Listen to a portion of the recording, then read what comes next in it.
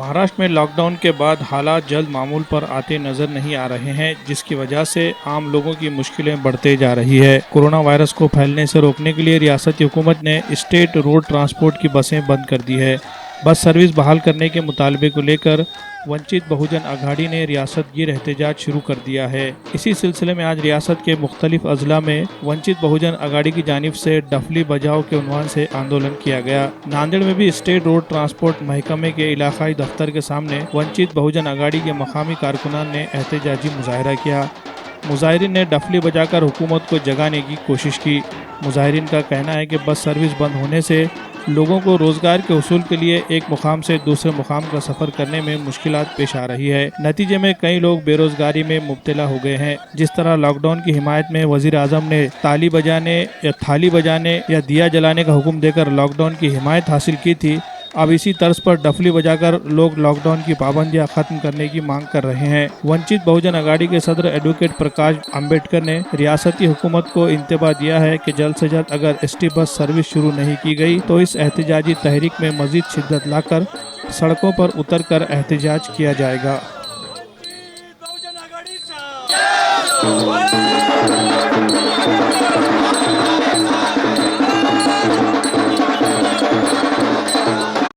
श्रद्धेय एडवोकेट बाला साहब अम्बेडकर जी ने ऐलान किया है, आह्वान किया है महाराष्ट्र शासन को।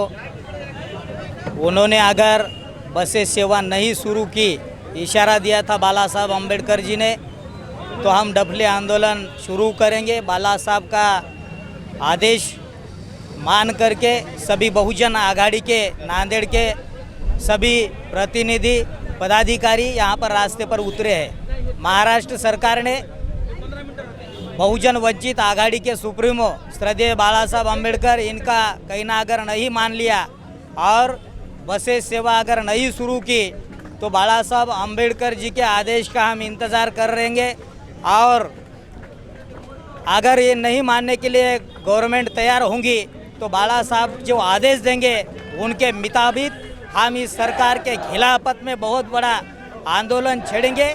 यहाँ पर भूखमारी से मरने के बजाय हम यहाँ पर सरकार से आंदोलन करके रास्ते पर मरने के लिए तैयार है।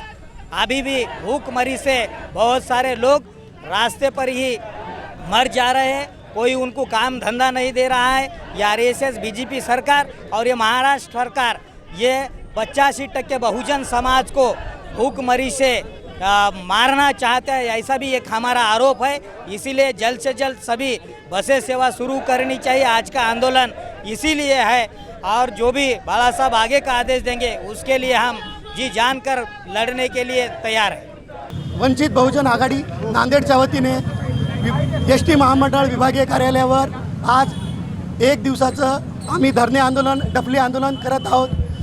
वंचित बहुजन आघाडीच्या महाराष्ट्रभर हे आंदोलन आज प्रत्येक आगारावर चालू आहे। वंचित बहुजन आघाडीची ही मागणी आहे की बस सेवा ही सुरळीत चालू करावी। आज जी बस सेवा चालू केली ती डबल किरायाने केली आहे, ते गरीब वंचित लोकांना परवडणारी नाही। त्यामुळं मध्य पल्ल्याच्या, लांब पल्ल्याच्या आणि जिल्ह्याच्या सर्व बसेस महाराष्ट्र शासनाने ओपन कराव्यात, यासाठी वंचित बहुजन आघाडीच्या वतीने राज्यभर हे आंदोलन चालू आहे। आज आम्ही वंचित बहुजन आघाडी नांदेडच्या वतीने हे आंदोलन करत आहोत आणि श्रद्धेय नेते बाळासाहेब आंबेडकर यांचा आदेश आहे की यापुढे आम्ही लॉकडाऊन पाळणार नाही। त्याचं कारण असं आहे की वंचित बहुजन कष्टकरी कामगार, पानपट्टीवाले, छोटे हॉटेल व्यवसायवाले कामगार, कपडा व्यापारी, ऑटो चालक, चहावाले हे सर्व आज या लॉकडाऊनमुळे परेशान आहेत। त्यासाठी वंचित बहुजन आघाडी यानंतर लॉकडाऊन पाळणार नाही। नांदेड जिल्ह्याच्या 2 घटना आहेत मित्रांनो। दोन कामगार लोकांनी भूकमरीने ज्यांना जेवायला अन्न मिळालं नाही त्या अन्नाला म्हणजे त्या कंटाळून या 2 लोकांनी आत्महत्या केली आहे। याला सर्वस्वी महाराष्ट्र प्रशासन जबाबदार आहे आणि आमची ही भूमिका यानंतर राहणार आहे वंचित बहुजन आघाडीची की आम्ही हा लॉकडाऊन पाळणार नाही।